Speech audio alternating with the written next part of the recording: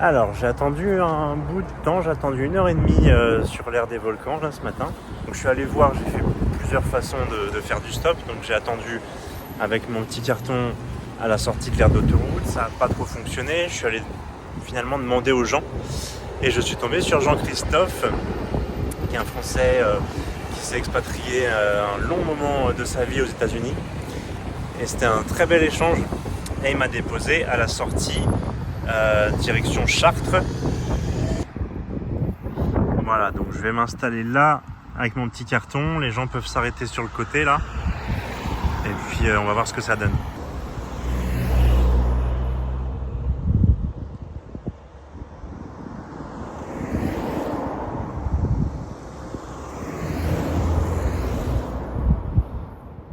Ok, je m'en suis sorti de cette nationale. J'étais à 40 km de Chartres. Et grâce à Marie, j'ai réussi, elle m'a déposé à Dreux. Du coup maintenant je prends direction Évreux. Mon but est d'arriver du côté de Gaillon où je passerai le week-end avant de prendre la direction de la Suède. Par contre il y a assez peu d'endroits où faire du stop, donc je suis remonté un peu en amont de l'entrée de la nationale pour aller sur Évreux. Je me suis arrêté au niveau du McDo et du Quick qui n'ont tous les deux pas voulu me donner de repas. Mais je me suis du coup mis au défi. J'aurai un McDo gratuit durant ce périple. Quand je suis entré dans le McDo pour demander à manger, il y avait du Taylor Swift. Et je me suis dit c'est un signe, ça veut dire qu'ils vont me donner à manger. Mais non, c'était un signe qu'une Suzuki Swift allait s'arrêter et me conduire jusqu'à Saint-Rémy de quelque chose, où je suis sur un axe où là, les gens peuvent s'arrêter, ils vont direction Évreux. Et je vais rejoindre Évreux. Je sors du Leclerc de Normanville, juste à côté d'Évreux. Et j'ai demandé à la boulangerie s'ils avaient des invendus. Ils avaient rien pour l'instant. Et il y a un gars qui a insisté pour me payer une part de flan, une bouteille d'eau. Et franchement, c'est trop cool, c'est trop généreux de sa part. Donc Théo, qui bosse à Leclerc, Normanville. Si vous passez dans le coin, allez lui faire un bonjour. Merci Théo. La boulangerie Les Délices d'Ange aux Andelys, qui m'offre généreusement des croissants au fromage, des croque-monsieur, des feuilletés. Merci.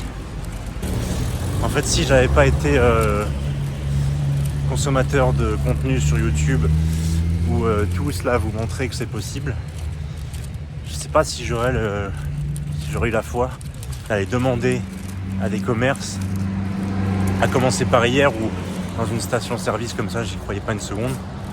Là, ils m'ont gâté et c'est dingue parce que les gens sont généreux. Les gens sont généreux, oui. Je suis en France et les gens sont généreux. Voilà, nous sommes donc lundi matin. L'idée là, c'est d'aller dans le nord de la France, de passer voir ma grand-mère en surprise, avant de prendre la route des pays encore plus au nord. Donc le temps est gris à pluvieux, ça serine un peu. Pour l'instant c'est pas désagréable, ça passe. Allez, je sors de la boulange, je vais demander un petit carton à marqueur. Beauvais et Amiens pour la suite. On est sur une départementale, il y a un rond-point, je vois le panneau là, donc on doit être à 500-600 mètres du rond-point. Et donc il y a la direction de Beauvais sur une nationale. Je vais voir s'il y a un petit endroit pour faire du stop là-bas. C'est ouf parce que j'aime cette région de France. C'est une région que je connais beaucoup. On est entre le 95, entre la Normandie et la Picardie en septembre. Et punaise, à Montpellier en septembre. Mais cette ambiance qui me rappelle beaucoup de souvenirs. Et ces voitures qui passent. On est lundi matin. Les gens ils vont bosser. Les gens ils roulent vers leur fin. Et moi aujourd'hui c'est tout le contraire quoi. Je suis animé par le fait d'y aller. Est-ce que c'est le moment où il faut que je prenne une claque et que ce soit galère, je sais pas. Mais je suis hyper content de profiter du moment, de me dire ouais, mais on est lundi, il fait gris.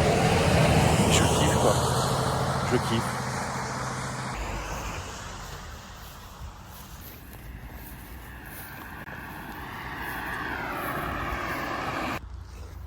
des sangliers. Hein.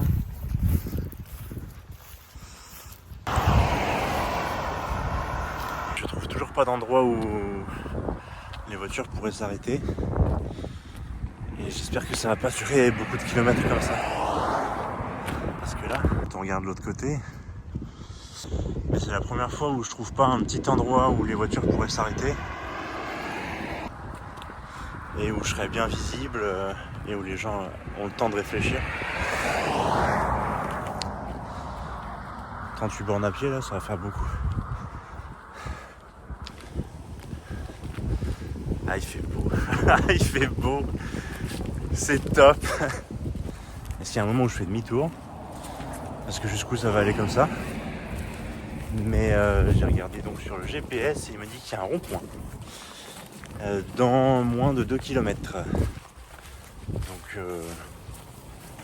voilà, ça commence à se riner vraiment. C'est noir derrière. Mais c'est cool.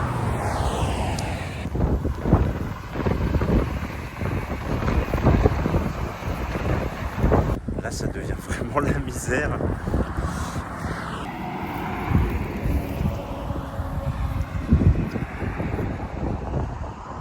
Par où il faut passer là? Bon, j'avoue que quand j'ai compris que la suite de la route c'était juste de couper à travers champs, qu'il n'y avait plus du tout de route, là, la nationale est plus du tout accessible. Finalement, peut-être que le coin juste à la sortie du rond-point où c'était pas ouf,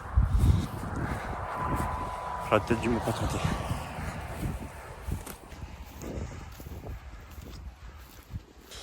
Après, j'ai toujours dit que les paysages dans ce coin, ils étaient trop plats.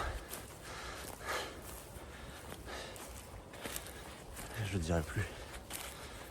Je le dirai plus.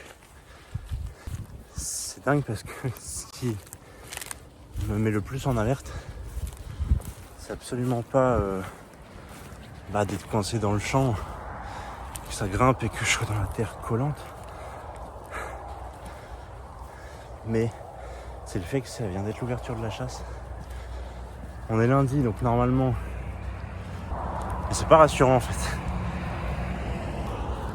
En fait là il reste un peu plus d'1 kilomètre genre de à travers champs. Pour normalement, selon Maps, récupérer un petit chemin qui va au rond-point de cette fameuse nationale. 1 kilomètre avec la boue qui colle. On n'avance pas du tout. Dans ce terrain là, ça n'avance pas. Ça colle au basket, ça colle aux godasses. Ouais, colle aux chaussures, c'est chiant.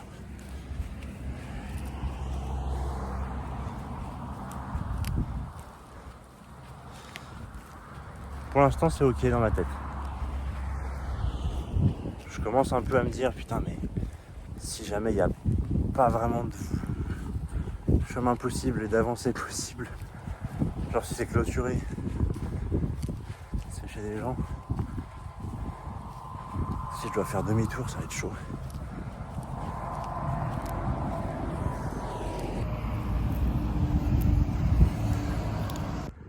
Putain, tu grimpes, t'arrives en haut de la montée, et tu vois ça, putain. Il y a un argument pro-chasse qui est de dire que de toute façon c'est dans nos gènes, c'est ancestral. On a chassé donc on chasse. Mais en fait là quand tu te sens au milieu d'un énorme champ, que tu te dis j'ai un bout de carton et un sac à dos, tu te dis j'ai aucun moyen de défense si je prends une balle. Je me sens prédaté. Tu viens imaginer l'animal prédaté, ce qu'il doit ressentir. En se disant que lui, il y a quand même plus de chances qu'il se fasse tuer que moi, parce qu'il y a plus de chevreuils qui se font tuer dans l'année que des humains. Après, on se dit ouais mais c'est naturel de se faire prédater, donc l'animal c'est comme ça. Mais l'homme derrière, ce que lui il en tire. Ce côté je prédate, je suis naturel. Le problème c'est que l'homme dans une vie normale et sauvage, c'est pas un super prédateur. Lui aussi il a des prédateurs. Et quand tu prédates en sachant que tu peux te faire prédater, que c'est peut-être le moment où tu es le plus vulnérable justement, parce que se concentrer devant au lieu de derrière, peut-être que là ça devient naturel. Mais le fait de chasser en s'éliminant toute source de prédation, si ce n'est cousin Dédé qui était un peu bourré, c'est peut-être devenu une source de prédation. En se coupant du froid, en se coupant de la lumière, des lunettes de soleil, en se coupant de tellement de choses, en se coupant du fait de marcher trop avec les 4x4, en se coupant du fait d'aller trop loin les chercher avec les clôtures. Ah là là, j'ai suivi un truc qui était pas du tout en chemin et je vois ça au loin. Ah. Là je pensais que là où j'étais à Gisors, j'allais chercher une voiture, peut-être que ça allait être long, mais je m'attendais pas du tout à ce que je marche là toute la première heure et même plus à travers les champs et je suis en sueur. J'ai les godasses dégueulasses. J'ai des graines de hérisson accrochées à moi. J'ai mon carton Beauvais Amiens qui est mouillé. Mais déjà, il ne pleuvait pas dessus. Mais je m'attendais pas du tout à ce scénario-là. Mais pour autant, il est totalement accepté.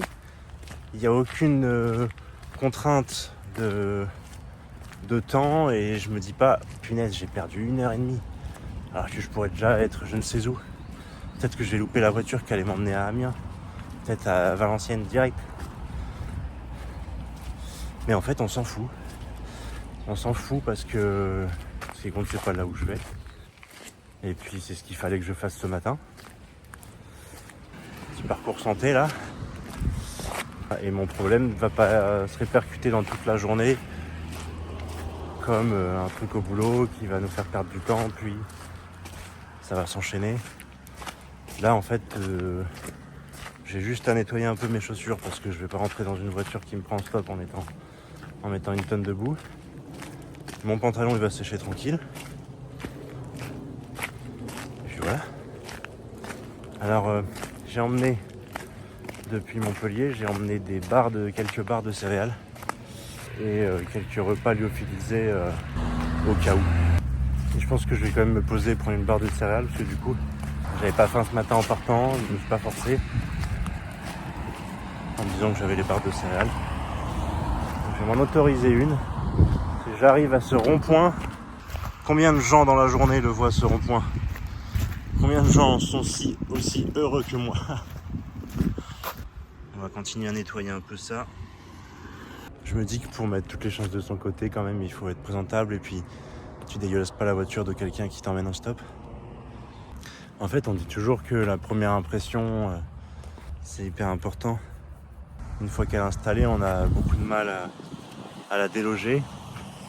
Et en stop la première impression elle est hyper rapide et elle peut être uniquement basée sur ton apparence. Comment t'es habillé, comment t'es propre, si t'as une tête qui lui revient pas, si tu souris pas. Mais on a un nombre infini de chances de faire une première impression en fait avec chaque voiture qui passe. Bon ça commence à se riner pas mal, je voudrais attendre de sécher un peu pour enlever la terre du pantalon. Mais avec cette pluie fine là, je kiffe totalement. C'est la vérité. Allez, on va tenter le panneau Amiens, ça se rine, l'endroit est pas propice de ouf, hein. Ils peuvent vite fait s'arrêter, c'est pas si ouf, mais c'est juste à la sortie d'un rond-point et il n'y a pas d'autre choix là, je vais pas retaper à travers le champ là. Je sors d'une voiture qui m'a pris dans ce périple gadouilleux. Donc elle m'a dit d'habitude je m'arrête pas, mais bon là il pleuvait. Elle était avec sa fille. Elle emmenait à la journée d'appel. Et en fait ces gens incroyablement gentils qui m'invitent au McDo. Et je refuse en mode ça me gêne parce que voilà, j'ai pas besoin de manger maintenant. Enfin, je refuse gêner quoi. Un truc à travailler ça aussi, parce que si la personne elle me propose, c'est pas juste pour être gentille, c'est qu'elle veut. Et donc en sortant, elle insiste absolument pour me donner 10 € pour me payer quand même mon déjeuner quoi.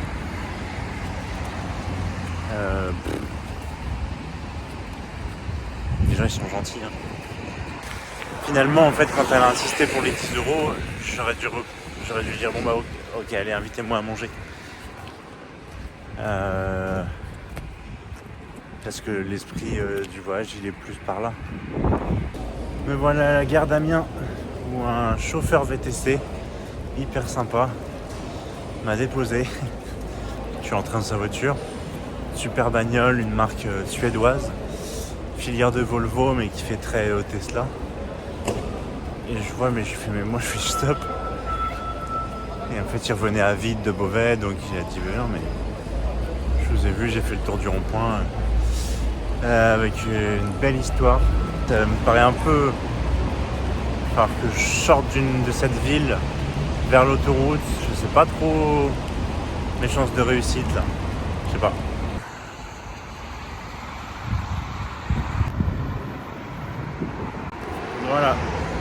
Voilà, encore un couple super sympa de Bretons qui venaient voir la famille dans le Nord, qui m'ont déposé sur l'axe Douai-Denain facile. J'ai mon petit panneau de nain, l'arrivée finale. Si quelqu'un me prend, il y aura à peu près un quart d'heure, 20 minutes de route. Et voilà, je suis arrivé à Denain. Je vais passer la nuit. Et après... Bonjour. Et après ça part vers le Grand Nord.